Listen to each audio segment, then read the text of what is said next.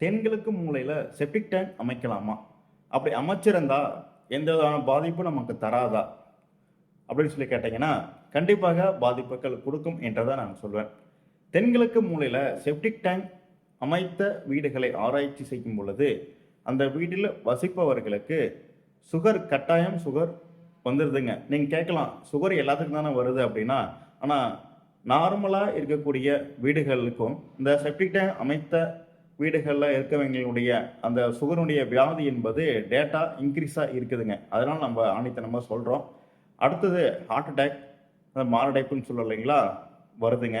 அடுத்தது வயிறு சார்ந்த தொந்தரவுகள், கேன்சர், கிட்னி பாதிப்பது, குடல் சார்ந்த குடல் இறக்கம், செரிமான பிரச்சனைகள், மனசு சரியாக இல்லாமல் இருந்தது. குறிப்பாக அது பெண்களுக்கு தாங்க அந்த வயிறு சார்ந்த பிரச்சனை, கர்ப்பப்பை கோளாறுகள் மற்றும் குழந்தையின்மை, குழந்தை பேர் கிடைப்பதில் தாமதமாக கிடைக்கிறது போன்ற பல பாதிப்புகளையும் கொடுக்கிறதுங்க இந்த செப்டிக் டேங்க். ஆகவே மிக சரியான இடத்தில் செப்டிக் டேங்க் அமைத்து நிம்மதியான வாழ்க்கையை நீங்கள் வாழுங்கள் என்று அறிவுரை கூறுகிறேன். நன்றி, வணக்கம்.